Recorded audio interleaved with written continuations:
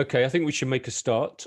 I'm going to introduce Matt in a moment. So just for everybody who's here, this session is focusing on two subsectors of the creative industries. We're going to talk about games and we're going to talk about TV. Matt Sansom is going to lead the session on games, and we're working on the basis that he'll be done by around 25 past. If for any reason he carries on, or if we think if the chat suggests that this is a topic people would like to carry on with and focus on, then Neris, who's going to do the session on TV, has indicated that she'd be willing to be bumped to next week, but we're going to proceed on the basis that Matt is going to talk for the next 20 to 25 minutes and then hand over to Neris. So over to you, Matt. Thank you very much. So my name is Matt Sansom, so I'm head of delivery for the Audience of the Future programme. Also, my background's in games. I've been in the games industry since about '94, so quite a long time. So in a variety of different roles across a variety of different companies and various projects, but my background's games industry. So what I want to do really is just have a quick chat and talk about the kind of size of the sector. So these are from DCMS stats. So the estimate for 2020 is that IT software and computer services, of which games is a part, employs 775,000 people. 27,000 of those are in the game sectors, and interestingly, 2/3 of those are 35 or under. It has always been a young industry, to be fair, but actually the stats are that kind of age rating, that age grouping, is being maintained going forward. GVA for games was 2.6 billion, which kind of puts it in the same ballpark, same size as design and designer fashion, and it is continuing to grow very fast. So a fivefold increase in GVA over the last 10 years. More than 10 times faster than the economy as a whole. So it's a rapidly growing sector. Some more stats. So 8 games hubs contribute over 60 million GVA to the local economies. 55% of games is outside London and the South East, which instantly tells you that 45% is within London and the South East. Northwest, East, West Midlands, Scotland and South East all employ over 1,000 full-time employees in dev studio roles. And London's game sector is a £1 billion industry, generating 1.4 billion in GVA for the economy, and well over 5,000 jobs, and increasing, as I said. 23 towns and cities home more than 20 local games companies. Scotland has a thriving games industry. North East has a big impact on the local economy outside London, contributing £1.90 for every £1,000 of regional GVA. And they're a small company. 99.5% of UK games companies are officially SMEs. There's a lot of micro studios in there, studios of less than 10 people. But collectively, they contribute 1.6 billion to GVA. And as I said, in terms of micro businesses, so that's 339 million in GVA generated by those micro businesses. So those are micro studios, micro teams, and that represents 13.7% of the total industry. However, there are large games companies in there as well. Lots of them employ over 250 people, and they are highly important to UK economy. And those alone contribute 840 million to GVA. Here's in terms of those hubs we talked about. Those are the kind of general where those hubs are located. They do shift a little bit, but they are relatively stable. There used to be sort of a bigger hub around Nottingham and Derby, which has shifted for various reasons, but those are the kind of clusters, and once people sort of move and relocate to those areas, they tend to sort of maintain those centres of excellence. But, and the question is, hang on a minute, what are we actually talking about here? So really, games, what are they? When I say games, what do people actually think? They come with a certain amount of baggage. If you talk about games industry, talk about games, it tends to be, people think either guns, murder, violence, and if it's not that, they think of it as kids' games. There is a real dichotomy in terms of the games industry and what people actually mean by games. I'll give you another example. So, World Health Organization. So back in 2008, they were proposing that gaming disorder and gaming addiction was a mental health, and actually that was approved by the World Health Assembly in May 2019 and is due to take effect in January 2022. Interestingly, the same people who are also prescribing video games as treatment for homebound existence from coronavirus. So and this is a quote direct from the USA Today. So you've got the World Health Organization who are saying that on the one hand games are addictive and should be sort of regulated. On the other hand, they're saying, well, actually, in a time of pandemic and in time of COVID, you should be looking to play games. So gives you an idea about it, really. So when I say games, what do you think? Lots of people think it's that, it's the kind of stereotypical kind of gamer sitting at home, or it's massively violent games. Sometimes people think it might be Farmville, it might be Angry Birds. When I talk about games, though, you probably don't think it's these sort of games. So Thomas Was Alone in the Moon. So Thomas Was Alone is a game about rectangles, or it's a game about AI within a network. or it's a game about something else entirely. To the Moon is a really interesting game. It's about death, it's about autism, it's about sacrifice, it's about making your dreams come true, it's about kind of altering the timeline with the actions that you take. Really interesting. I know we're pushed for time. I'm going to give you a very quick, I'll show you the trailer for Thomas Was Alone, just so you can get an idea. I won't let it all run all the way through, but this is the kind of thing that we're talking about when we're talking about kind of games that aren't getting involved. Thomas was alone. Well, a weird first thought to have.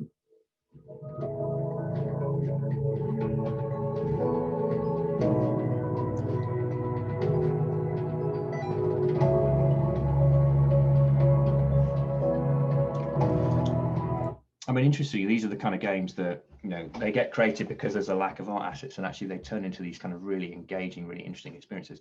There's another game I'm going to talk about, but very briefly. Again, I would encourage you to Google it, but, you know, make sure you're ready when you do. That Dragon Cancer, which is a game based on the Greens' experience of raising their sort of 12-month-old who was diagnosed with terminal cancer. So, you know, these are interesting experiences.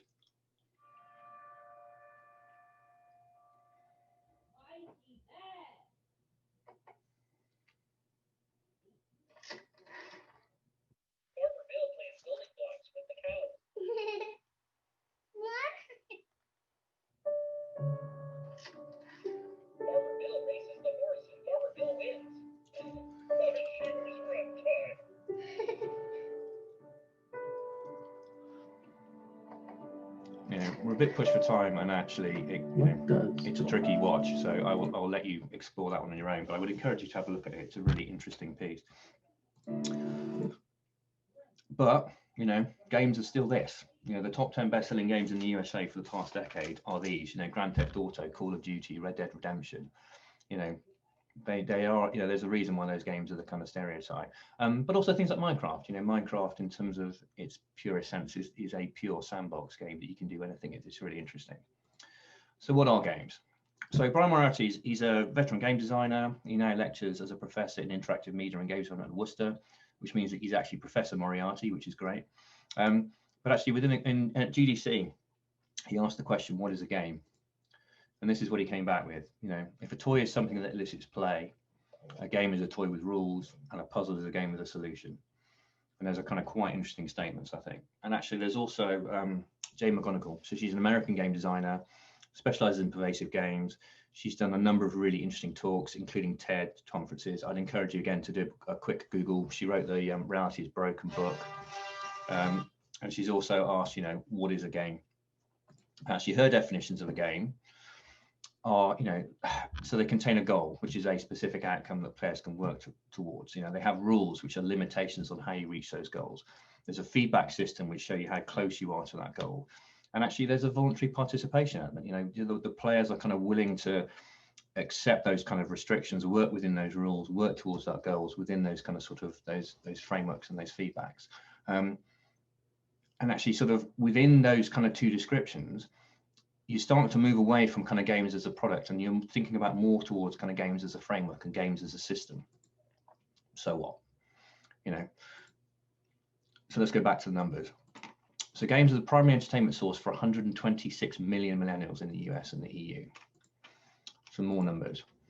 A researcher at Carnegie Mellon University, the average young person today in a country with a strong gamer culture will have spent 10,000 hours playing online games by the age of 21.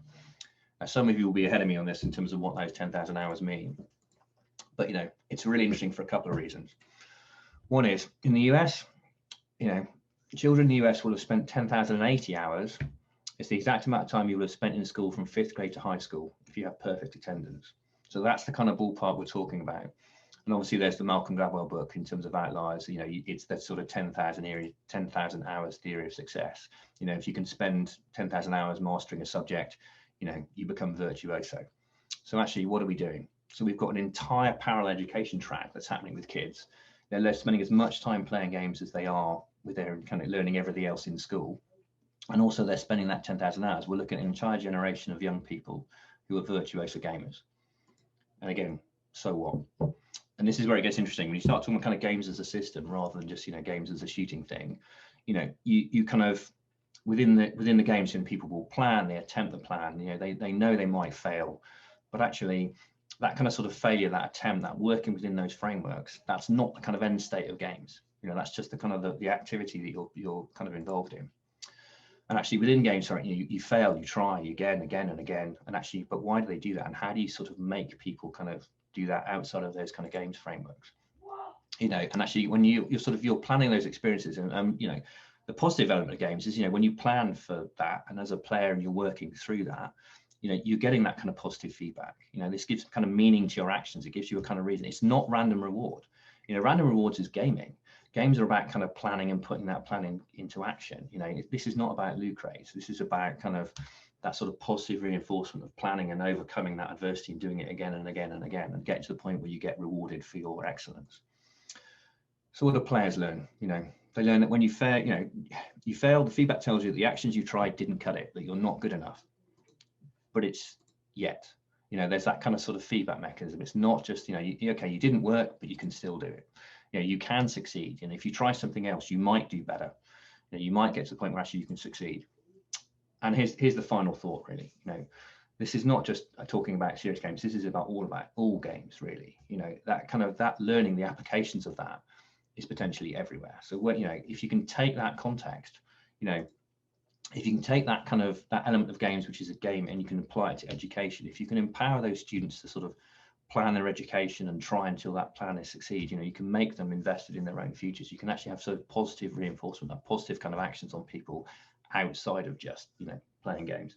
You know, how do you take the fact that you've got kind of teenagers who can sit there and they will go through that kind of adversity loop, they will plan, they will succeed, they will get to kind of positive outcomes, but it's the same people who kind of, you know, unloading the dishwasher is a major challenge. You know, how do you sort of translate those lessons which are learned within the kind of gaming environment and turn them into something more useful? You know, how can you motivate a generation of children sort of raised on that kind of concept that everything is possible within those gaming environments, and then turn that towards, you know, solving education, dealing other kind of significant problems, you know, whether it's climate change or whatever it happens to be. You know, can you kind of take those lessons learned and can you put them all through? So that's me. So that was a little bit rushed, and I know we had a bit more time, but I've tried to zap through that as quick as possible. But hopefully that was useful. Hopefully that was interesting. Matt, thank you. That was excellent. Neris isn't here at the moment, but I know I've just had a message from her to say that she's joining in a moment.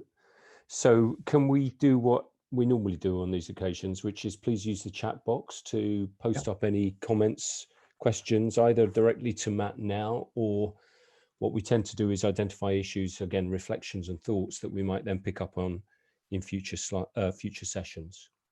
If we can spend a few moments doing that, then hopefully Neris will be with us ready to move over and to load up her presentation. I mean, also, I was mentioning this to someone. I'll start chatting, and if anyone's got any comments, just type them away. But I think I was saying this to Graham earlier. I think if what I was trying to talk about is, you know, what are games and what are they? I think there's a separate conversation like, you know, what is the games industry, and that kind of shift, you know, towards sort of as games as trying to do sort of games as a service, which is just, you know, massively multiplayer games by another name, and they're all sort of trying to push towards interactive media. We've got films trying to come the other way with the, you know, the Bandersnatch piece on Netflix. There, you know, there's an interesting kind of overlap in terms of these experiences and the kind of the generation of the content and the engagement with your audiences. But that's a longer conversation for another time, I think. But I'll tell you, if we've got a bit more time, I could go back to the videos if you like, because I did sort of skip through those a bit quickly. Yeah, why not do that? Just show the one of the, or perhaps the first one. I think you were suggesting the second one was more challenging. It's a little bit tricky, yeah. It's quite an interesting. Maybe the first one, and then I think Neris is on the call. Then we'll hand over to Neris to kick off the one on TV. Okay. So yeah.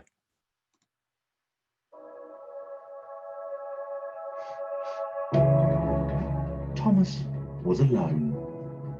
Wow, a weird first thought to have.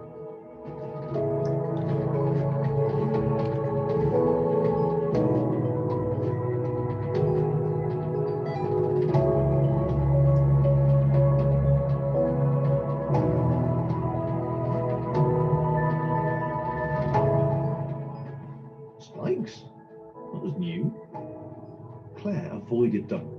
She decided they were most likely her kryptonite. Not the rubbish red kryptonite either, the proper radioactive green stuff.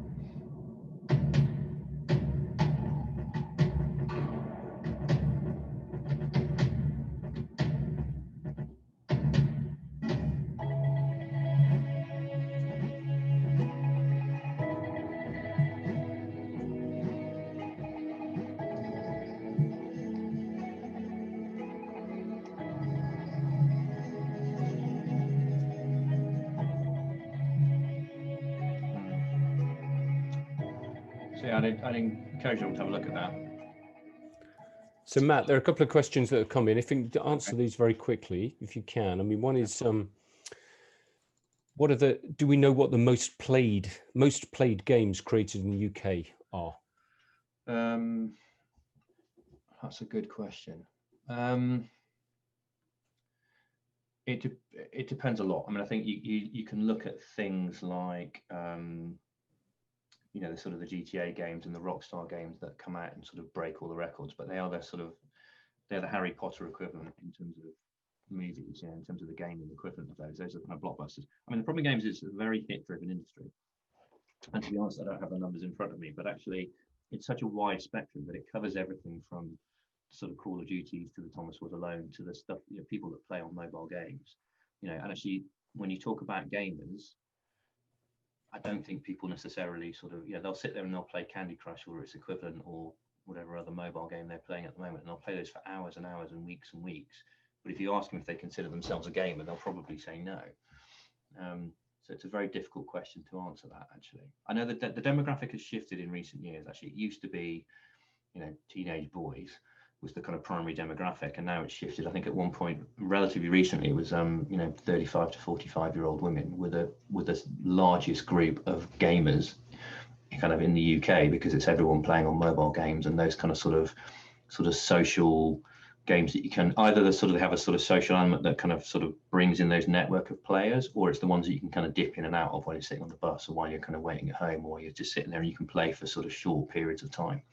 I mean, it has definitely polarized, I would say. You know, there's the kind of the bigger games that are being produced by sort of EA that require 250-man teams that are now reaching the point where they're not financially viable at the current model. You know, there's these sort of AAA titles that they're trying to shift them over to these kind of games as a service model, because that's the way they will generate the revenue. But games as a service there's only a limit to how many games as a service that the industry will sustain. You know, and it's not just about the finances, it's about the time it takes to play those games. You know, you can only play so many of those in a week. So actually there's a bit of a shift coming, I think, and I think that the model will settle. But on the other hand, say you've got those kind of more casual, those mobile games. I mean, the use of mobile gaming has just opened the whole thing up. But I mean, another example, so like if you talk about, I guess, accessibility to games, like my mum, who is not a gamer, bless her, but when she bought a telly, they gave her a free Xbox. So actually what she's done is she's got a free Xbox and she's got some games and she's tried a few bits and pieces out, and she's tried things she would never try. The trick is whether she would ever put on a VR headset. So Matt, just very last question, because there are a couple of other comments that have come in, which I think we'll pick up separately, and which are in particular around audience of the future and the role of immersive, or how immersive might have changed games, and problem solving. But we'll come back to that. Very specific question from Andrew, actually, on serious games. You mentioned serious games. Can you give us just a very specific definition of serious games? And then, because I think that might be something. Yeah, I think serious games into other areas. Yeah, I mean, serious games, and also things like kind of when people start talking about kind of the gamification of kind of gaming mechanics. I mean, so serious games are those sort of the frameworks and the kind of sort of positive reinforcement message where people kind of try and take those learnings from gaming and they apply them to a kind of a sort of, you know, non-gaming environment, if you like. It's when people start talking about, you know, gamifying customer service. The problem with that is I don't like it very much.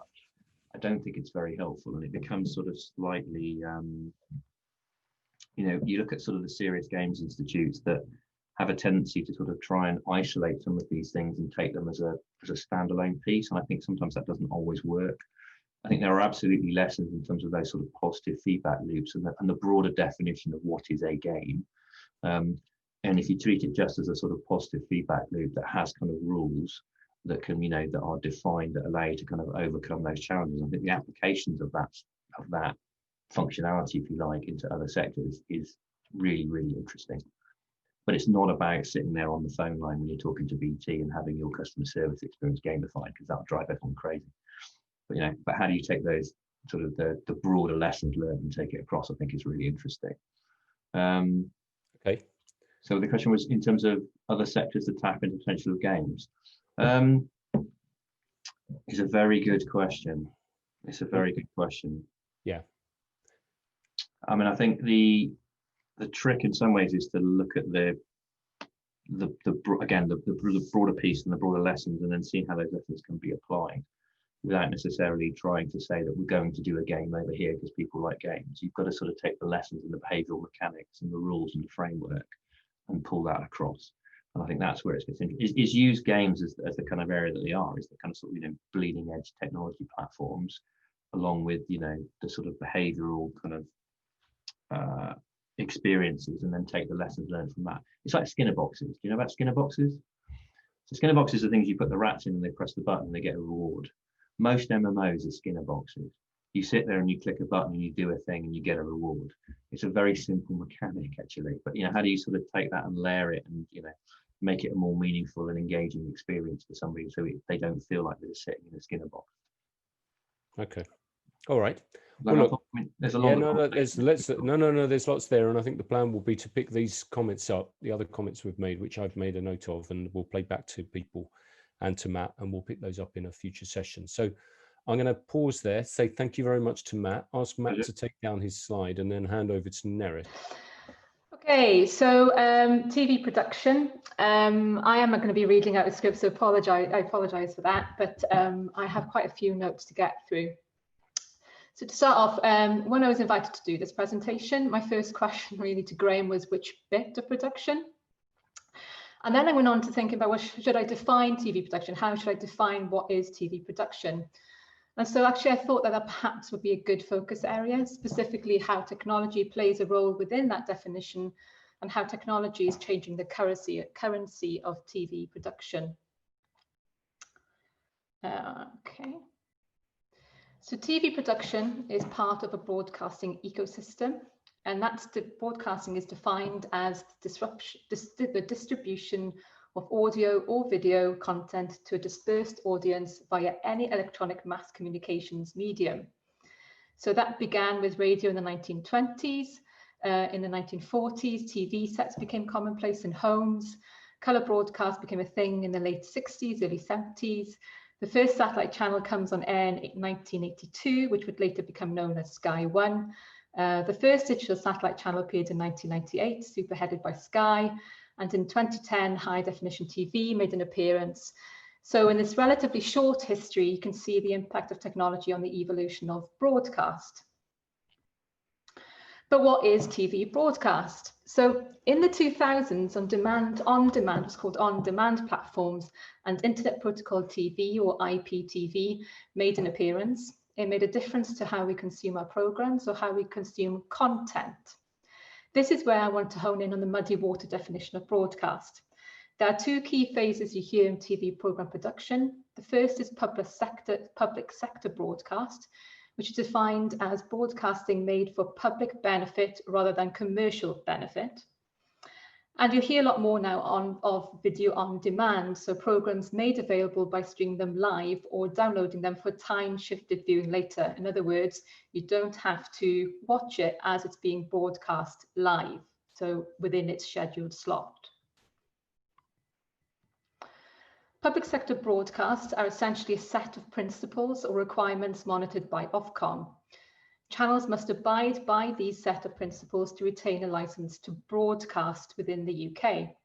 So BBC, ITV, Channel 4, Channel 5 and S4C are all PSBs who use different business models.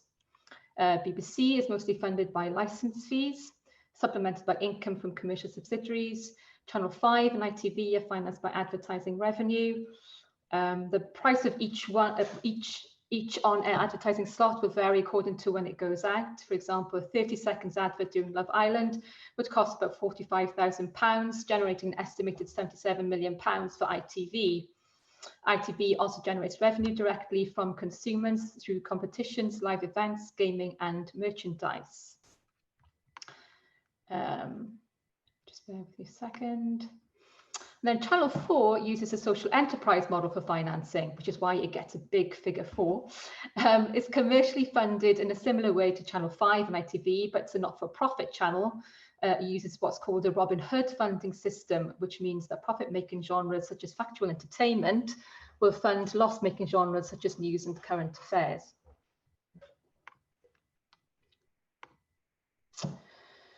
Video on demand is a risk to the more traditional PSB, particularly a subset called over-the-top or OTT, which refers to material that's distributed directly to viewers over the internet. So the common terms you'll hear within OTT is SVOD, TVOD, and AVOD, or variations of OTT, lots of abbreviations.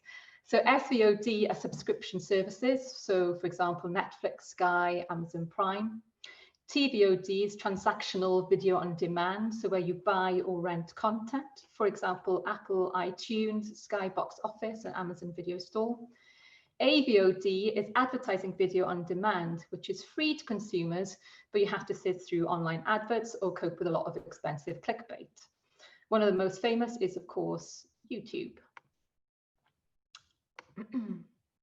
So the question is VOD broadcast? Well, yes, when you consider the definition, but it's not public sector broadcast. Ofcom do regulate the editorial content of on-demand services in the UK, but it's referred to as on-demand programme services. So, as boring as this may all seem, OTT is having an impact on TV broadcast production. We, the audience, demand the best quality production, whether that quality is the script, visual experience, or exclusive access. And that is why ideas are an essential currency for TV production. So in the days when we simply had PSB channels, the idea development process was pretty straightforward for TV broadcasters. The commissioners were, and to an extent still are, the decision makers. He or she would decide which ideas would be commissioned to fit with the broadcaster's needs and brand. The decision would and still is made on audience ratings. Independent companies and in-house development and/or production departments would have an idea of what the commissioner is looking for by answering commission calls. Commission calls are overviews of what the commissioner is looking for, which is again determined by trends seen in audience ratings. Idea development teams work to a high ideas to commission ratio. For every 30 ideas, there may be just one that is commissioned, and that's in the big production houses. If you're starting off, then that ratio might be even higher. So for idea development teams, the idea process would include coming up with an idea of what the story is about, how it might look and feel, and how it would engage and maintain audience interest. On sending the idea to the commissioner, you might be invited to a pitching session, which is beautifully illustrated in the fictional Fly on the Wall documentary W1A, which is a BBC production. Lovely, that's okay, great. So we can go on to the next slide, thank you. So yeah, so what you saw there is kind of a pitching session essentially between what's called a format producer, an experienced producer, and then the head of commissioning. So commission calls then fit into separate genres, which are fairly consistent across all of the channels. So you see here some of the BBC's commissioning pages. Along the top, you'll see the different genres, so factual, daytime entertainment, comedy, drama, and acquisitions. And then with some genres, you'll have sub-genres. So to the left, bottom left of the screen there, you'll see the factual sub-genres. And then within those different genres, you have commissioning calls or what's called briefing notes, which are kind of detailed description of what the commissioner is looking for. The days when I was a researcher, you wouldn't have any of this. Everything would be done in paper format, which would be sent to production companies. And quite often that's how production companies would have the monopoly on ideas and commission calls. Okay, thank you. Next slide. So the TV production journey on the next slide. There we go. So once you have the green light from the commissioner, you're then good to go. You go through 3 key production phases. Pre-production is the preparation phase, which covers all the creative, logistic and operational requirements of the production. Production is what we all know and usually see when we think about TV production. So this is the sort of lights, camera, action. And then post-production is where I think the magic really happens. This is where you assemble all of the sound and the video and the FX and graphics to produce the project you said you would deliver. So yeah, next slide. Or at least a version of it, because while we might have a vision of what we want to do as creatives, as directors especially, the reality can be somewhat different. Since video on demand appeared on our screens, we hear a lot more the phrase content is king. But and that's content is king is often used in conjunction with marketing agencies, but its meaning can be applied to TV programs. And what it means is this: you need to create the right content to engage an audience. But while the content is king, the budget is the queen. Content can only be as good as the budget. It's often a bone of contention between producers and directors, because while the director is responsible for the creative and therefore audience engagement part of the production, it is the producer's job to manage the purse. The director might want a driving rig with over-the-head drones, which actually happened with me, but the purse will only provide a camera operator with a single camera on the side of the road, giving a very sort of different vision. Next slide, please. I feel like Professor Whitty saying that. Next slide, please. And that's why over-the-top content is a risk to public service broadcast as we know it. So digital technology has allowed us to interact with content on multiple devices anytime we want. PSB channels are no longer just competing with each other. They now need to compete with over-the-top platforms, which are doing very well. And they're doing well because they understand market behaviors. In other words, they better understand what the viewer wants to watch, when we want to watch it, and how. And they better understand viewer behavior because they use digital data to monitor our behavior and inform market demand. Okay, next slide.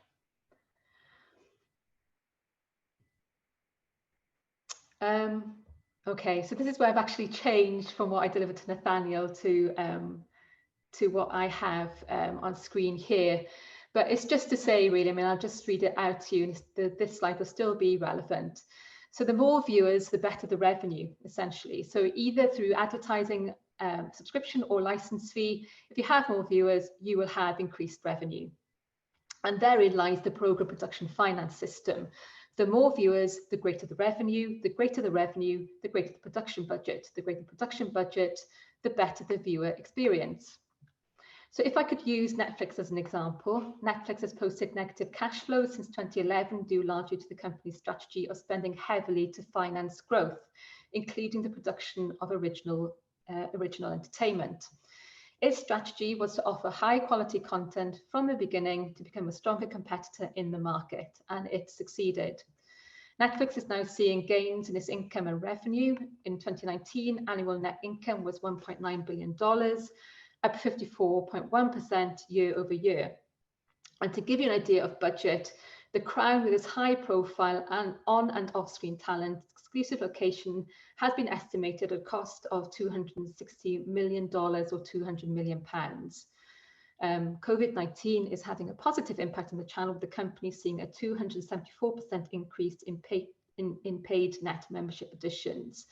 So just to give you, just to kind of say that that $260 million budget is something that would be very difficult to finance through PSBs. Then the next slide, please. So the future of broadcast. So that's kind of the question that everybody's asking now. Nobody quite knows how to answer it, but there's a few things that I wanted to point out that's being reported in the not too distant future. So while the industry is constantly changing, the core value, the responsibility of broadcasting remains the same: to educate and inform the viewers. Growth is currently being driven by the international subscription video on demand platforms, but in the next few years it will soon be driven by the next wave of largely US market entrants. These will come from a range of companies. Broadcasters are set to consolidate as well, with the BBC and ITV combining original content from their TV archives to form a new UK joint subscription video on demand venture called BritBox. And I think even just about 5 years ago, you'd never think the BBC and ITV would collaborate on anything. Studios are also looking to move into direct-to-consumer models, and I think this is seen as a new strong trend. This is where studios are going directly to consumers rather than through distribution channels, and Disney Plus is an example, a recent example of that. Yeah, so next slide, please. This is the last slide. So this is something I just wanted to leave you with, really, and it was something that an investor said yesterday, which gives an idea of where the market's going. So he said, Travis Baxter, who used to work in TV production and used to finance production companies, he said, I would never invest or recommend anyone invest in a company that still depends on the old commissioner pitch business model. So yeah, and that's it.